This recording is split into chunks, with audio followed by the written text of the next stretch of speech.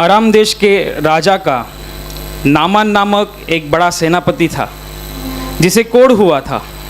उस समय इज़राइल देश में अलीशा भविष्यद्वक्ता था। नामान को उसके पत्नी के दासी से पता चला था कि इज़राइल में बड़ा भविष्यद्वक्ता है जो मेरा कोढ़ निकाल सकता है। जब नामान इज़राइल में पहुंच जाता है तब अलीशा उसे अजीब काम करने बताता है कि यरदन की नदी में 7 बार डुबकी लगा। यह सुनकर नामान गुस्सा होता है, लेकिन आखिर भविष्यद्वक्ता ने बताया काम करता है। 7वीं बार डुबकी लेने के बाद उसका कोढ़ एकदम खत्म हो जाता है, यहाँ तक कि उसका शरीर छोटे लड़के जैसा हो गया और वो कोढ़ से शुद्ध हुआ। इससे नामान जान गया कि समस्त पृथ्वी पर इज़राइल का यहोवा परमेश्वर सच्चा है। फिर अलीशा के पास लौट आकर वो उसे कई सारी कीमती भेंट वस्तु देना चाहता है, जिसे लेने से अलीशा इनकार करता है। यह देखकर अलीशा भविष्यद्वक्ता का गेहजी नामक एक सेवक था, उसके मन में लालच पैदा हो गई और उसने चुपके से जाकर नामान से कई भेंट वस्तु झूठ बोल कर ली। परमेश्वर ने अलीशा से यह बात बताई और नतीजा यह हुआ कि नामान का कोढ़ गेहजी और उसके वंश को लगा और वो पूरा बर्फ जैसा सफ़ेद बन गया। आइए हम इस सत्य घटना को देखते हैं।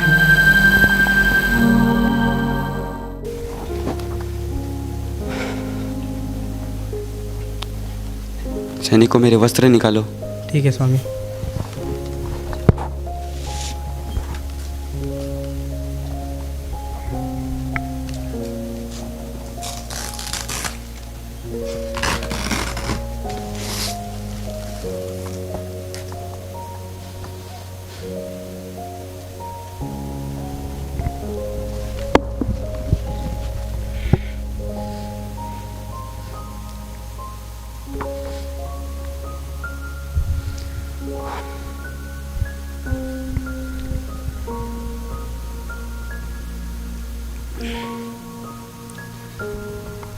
क्या हुआ? आप बहुत परेशान हो। दिन पे दिन मैं इतना परेशान होते जा रहा हूँ, मुझे कुछ समझ में नहीं आ रहा है मैं इस कोढ़ का क्या करूँ। मैंने इतने शत्रुओं को हराया, इतने राज्यों पर जय पाई, इतने युद्ध जीते, फिर भी इस अंधे की शक्ति से कैसे लड़ूँ, मुझे कुछ समझ में नहीं आ रहा है।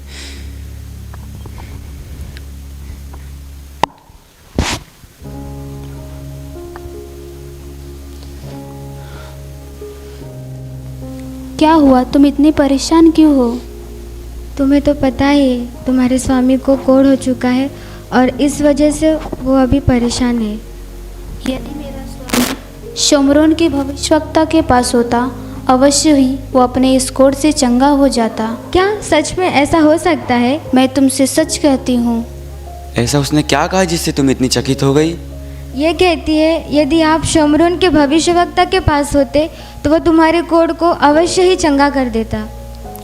दासी, मैंने तुझे छीन कर तेरे लोगों से मेरे पास लाया, परंतु ये बात जानकर भी तू इतनी प्रभावित रीति से मेरी सेवा करती है, इससे मैं प्रसन्न हूँ। परंतु इज़राइल और इज़राइल के परमेश्वर की बातें मेरे सामने मत किया कर। मेरा परमेश्वर सच्चा है।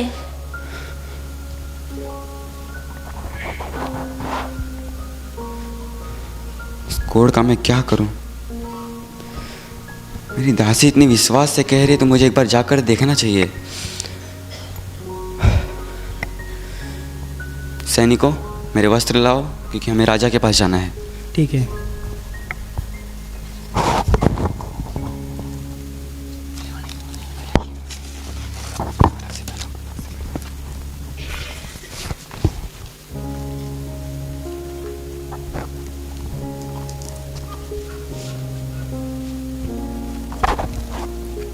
चलो। आराम के राजा की जय हो। आराम के राजा की जय हो। आराम के राजा की जय हो।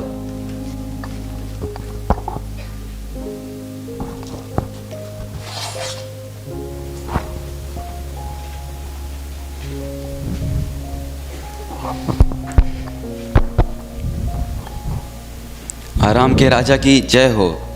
बोलो नामान, कैसे आना हुआ?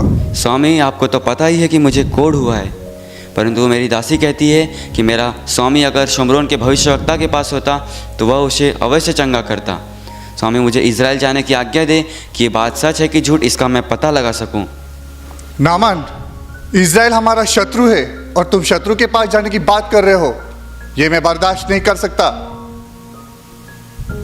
फिर भी तुम हमारे विश्वास योग्य सेनापति हो, तुम इज़राइल जाओ, मैं इज़राइल के राजा को पत्र लिखूंगा।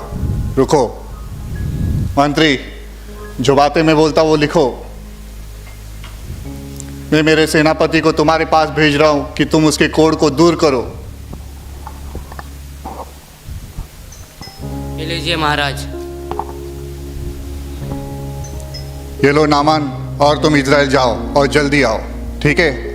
ठीक है स्वामी। आराम के राजा की जय हो। आराम के राजा की जय हो। आराम के राजा की जय हो। अच्छा वो ये पत्र मुझे मिल गया। सैनिकों, तुम और कुछ सैनिकों को लेकर तैयार हो जाओ, क्योंकि हमें इज़राइल के राजा के पास जाना है। ठीक है स्वामी। और कुछ भेंट वस्तु भी तैयार करो। ठीक।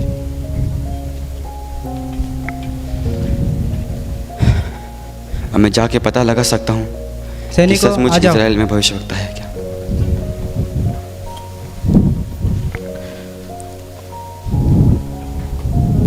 जैसा मैंने कहा था, भेंट वस्तु वैसे ही है ना सब? हाँ लिया है सब। चलो। चलो।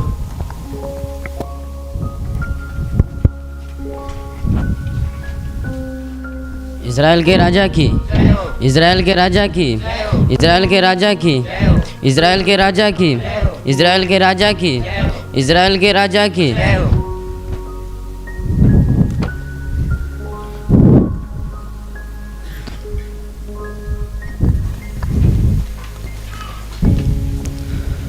तुम ये पत्र लो, और एक बात ध्यान रखना कि ये पत्र इज़राइल के राजा के पास जाना चाहिए, और उसे यह कहना कि आराम के राजा का प्रमुख सेनापति आपसे मिलने आया है और कुछ भेंट वस्तु भी लाया है। ठीक है स्वामी। और उसे ये भी कहना कि मुझे ज़्यादा देर तक इंतज़ार करने की आदत नहीं। जी स्वामी। आप कहाँ से आए हैं? मैं आराम से आया हूँ, इज़राइल के राजा के लिए पत्र आया है। आप यहीं ठहरो, मैं बात करके आता हूँ। ठीक है। मेरे स्वामी, तुझसे कुछ लोग मिलने आए हैं, तू चलकर उनसे बात कर। ठीक है, मैं आता हूँ। कहिए क्या बात है? हम आराम से आए हैं। आराम के राजा ने इज़राइल के राजा के लिए पत्र भेजा है और साथ ही उसके मुख्य सेनापति के भेजा है, जिसे उसे कोढ़ हुआ है। और हमारे राजा ने साथ में उपहार में 6000 टुकड़े सोने और 10 किक्कार चांदी और 10 जोड़ी वस्त्र भेजे हैं। ये राजा के लिए पत्र। ठीक है, आपकी ये बातें और आपका ये पत्र राजा के पास ज़रूर पहुंचाई जाएंगे। और राजा से ये भी कह देना, हमारे सेनापति को ज़्यादा देर इंतज़ार करने की आदत नहीं। ठीक है।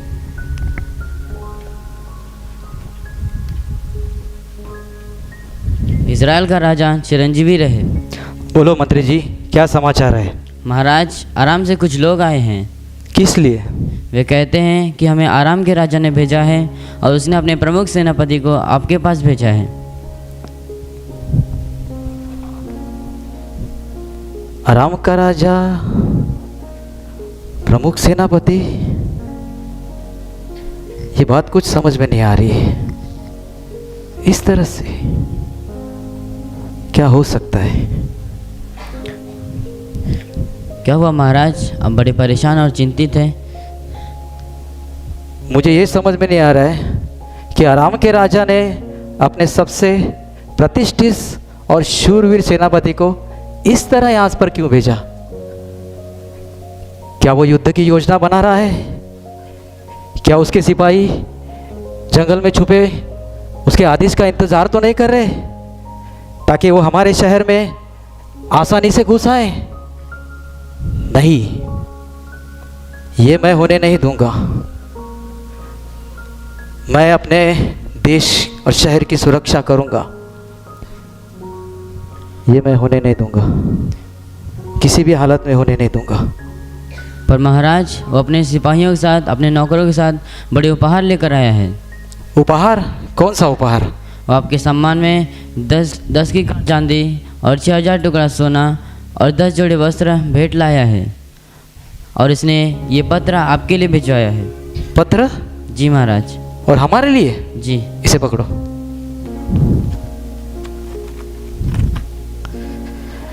जब यह पत्र तुझे मिले तब जानना कि मैंने नामान नामक अपने एक कर्मचारी को तेरे पास इसलिए भेजा कि तू उसके कोढ़ को दूर करे।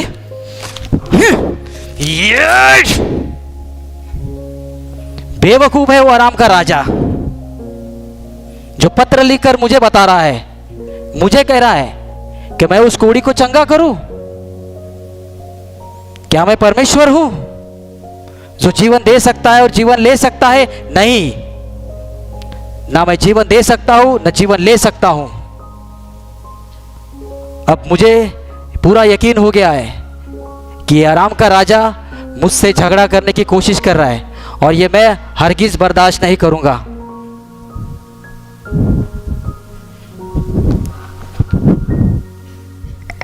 महाराज पर ये कोई चाल नहीं, मैंने स्वयं उस आदमी को देखा है। वो आपके पास आया है क्योंकि आप एक राजा हैं और भविष्यवक्ता एलीशा आपके राज्य के तहत है। चाल नहीं? तुम्हें कैसे मालूम? तुम चुप रहो, तुम कुछ नहीं जानते।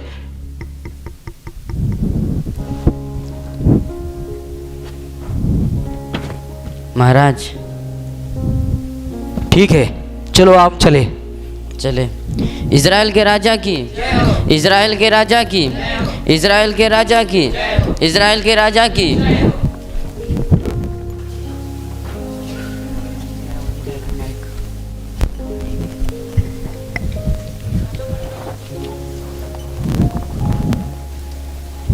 स्वामी। बोलो गेहजी। स्वामी, मैं अभी अभी राज दरबार से आ रहा हूँ और मैंने देखा कि आराम के राजा ने एक पत्र भेजा। जब राजा ने उस पत्र को पढ़ा तो इसमें यह लिखा था कि मैं अपने प्रमुख सेनापति नामान, जिसे कोढ़ हो गया है, उसे तेरे पास भेजता हूँ कि तू उसका कोढ़ चंगा करे। जब इज़राइल के राजा ने इस पत्र को पढ़ा तो राजा बहुत क्रोधित हुआ और राजा ने अपने वस्त्र फाड़ दिए। क्या राजा ने वस्त्र फाड़ दिए? स्वामी, मैंने अपने कानों से सुना और आंखों से देखा कि राजा ने अपने वस्त्र फाड़ दिए। तो तुम्हें राजा के पास वापस जाना चाहिए और उससे कहना चाहिए, तू इतना क्यों डरता है? उसे मेरे पास आने दे ताकि वो जाने इज़राइल में परमेश्वर यहोवा का भविष्यद्वक्ता है। जा। ठीक है स्वामी। फिर एलीशा का यह संदेश एलीशा का दास गेहजी इज़राइल के राजा के पास लेकर जाता है और तब इज़राइल का राजा नामान कोढ़ी को एलीशा के पास भेजता है। दरवाजा खटखटाओ तुम।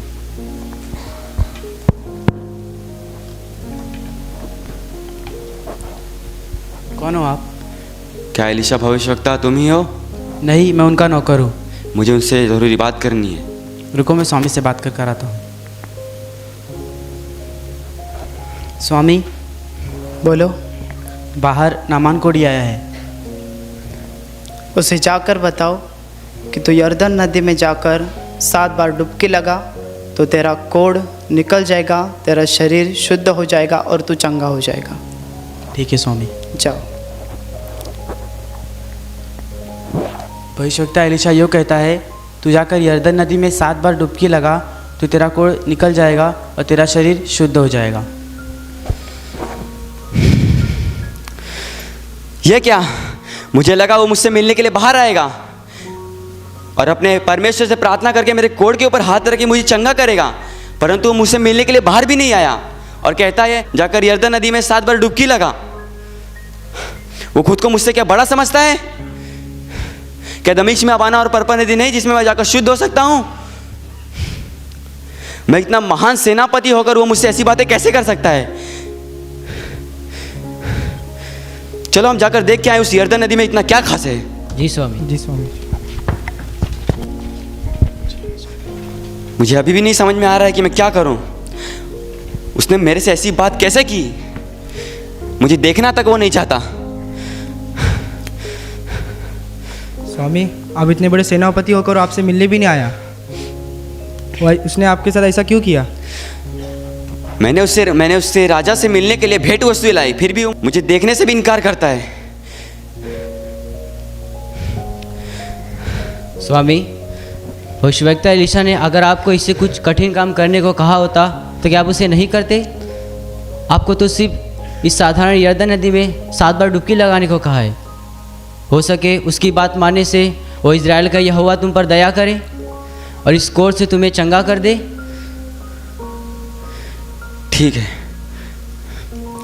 चलो मेरे वस्त्र निकालो तुम। जी स्वामी।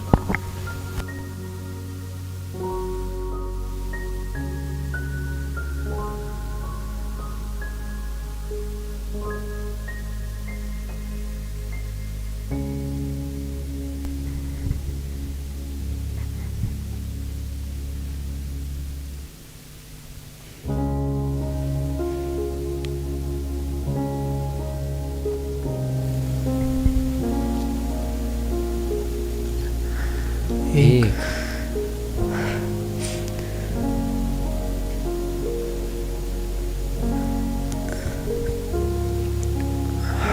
2। क्या सचमुच मेरा कोढ़ चला जाएगा?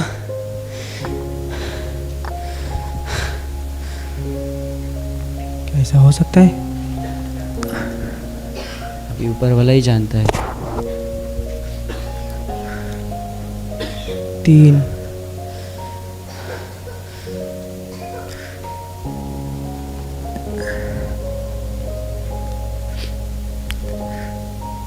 चार। कुछ नहीं हुआ। मेरा कोढ़ भी ऐसे का ऐसा ही है।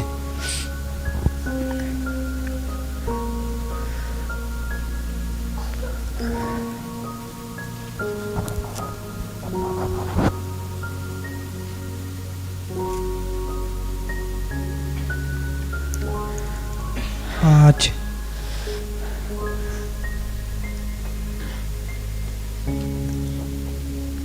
अभी तक तो कुछ भी नहीं हुआ।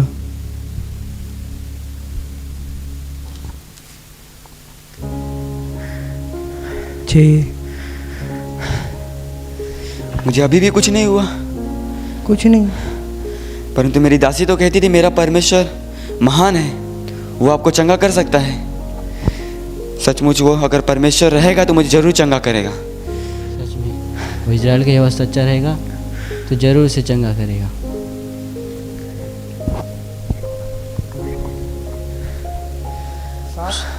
शुद्ध हो गए स्वामी। साफ हो गया स्वामी, अद्भुत हो अरे! गया स्वामी। अरे ये पूरा देखो, साफ हो गया। स्वामी अद्भुत ये तो हो मेरा गया। कोढ़ चला गया।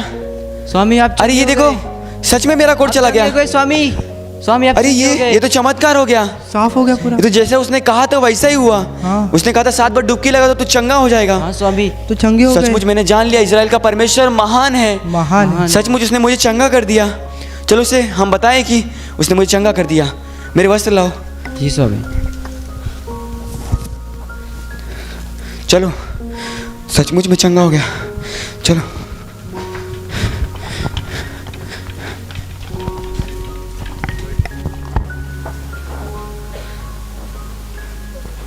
दरवाजा खटकाओ। उठाओ।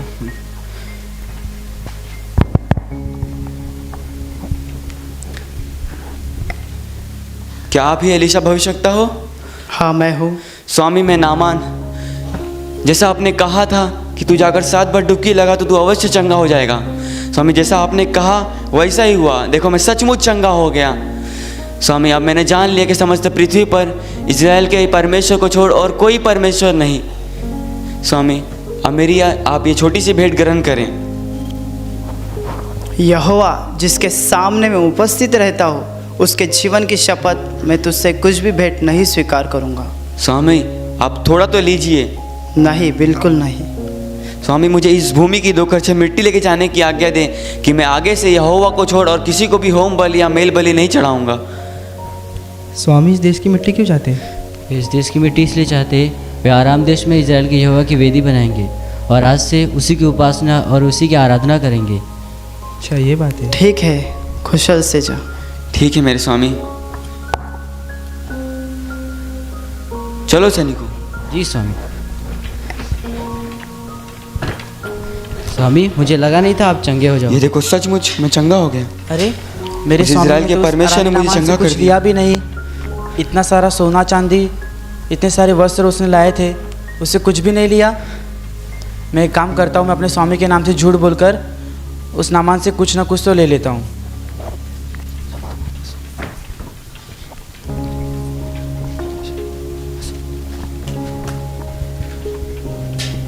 रुको। क्या बात है स्वामी? ये कौन? क्या तुम एलीशा भविष्यवक्ता के दास हो? हाँ, मैं उनका दास हूँ। क्या सब कुछ ठीक है? सब कुछ ठीक है, परंतु मेरे स्वामी ने ये कहला भेजा है कि एप्रैम के पहाड़ी से 2 भविष्यवक्ता के चेले आ रहे हैं, उनके लिए सोना चांदी और 2 जोड़ी वस्त्र दे। ठीक है, तुम लेके जाओ। तुम दोनों इनके साथ जाओ। जी सेनापति। चलो सैनिकों। जी स्वामी। मुझे अभी भी विश्वास नहीं हो रहा है कि मेरा कोड चला गया। तो चंगे हो गए स्वामी आप। सचमुच इज़राइल के परमेश्वर ने मुझे चंगा कर दिया। चंगा कर। इज़राइल के परमेश्वर की जय हो। इज़राइल के परमेश्वर की जय हो। इज़राइल के परमेश्वर की जय हो। स्वामी, गहजी तू कहाँ से आता है? स्वामी, तेरा दास तो कहीं नहीं गया था। जब वो पुरुष तेरी ओर मुड़ा तब से लेकर अब तक मुझे सब कुछ मालूम है। क्या ये समय सोना या चांदी, वस्त्र या जैतून, भेड़ बकरियां, गाय बैल, दास दासियां लेने का है? तुमने लालच क्यों किया? तुमने मेरे नाम से झूठ क्यों बोला? इस कारण से नामान का कोड तुझे और तेरे वंश में सदा लगा रहेगा। अरे ये मेरे हाथों और पैर को क्या हो रहा है? उस आरामी नामा का कोड मुझ पर आ गया, उसका कोड मुझ पर आ गया। मैंने यहोवा के विरुद्ध पाप किया, मैंने अपने स्वामी से झूठ बोला, मैंने लालच किया। अगर मैंने लालच नहीं किया होता तो ये सज़ा मुझे नहीं भुगतनी पड़ती। मैंने लालच क्यों किया? मैंने लालच क्यों किया? मेरे जैसा लालच और कोई ना करे, क्योंकि यहोवा परमेश्वर सब कुछ देखता है। मैंने लालच किया, इसलिए परमेश्वर का दंड मुझ पर आया। मुझे लालच नहीं करना चाहिए था। मैंने लालच क्यों किया? मुझे लालच नहीं करना चाहिए था। मैंने लालच क्यों किया? मुझे लालच नहीं करना चाहिए था। मुझे लालच नहीं करना चाहिए था। भाइयों और बहनों, हमने देखा कि परमेश्वर ने कितना महान है, जिसने अपने अद्भुत रीति से नामान को ठीक किया। ये पानी नहीं था जिसने नामान को ठीक किया, परंतु परमेश्वर की बात को मानने से नामान की चंगाई हुई। इसके अलावा हम यह भी देखते हैं कि लालच कितनी बुरी है, जिसके कारण गेहजी पर बड़ा दंड आ गया। इसलिए हमें लालच नहीं करनी चाहिए।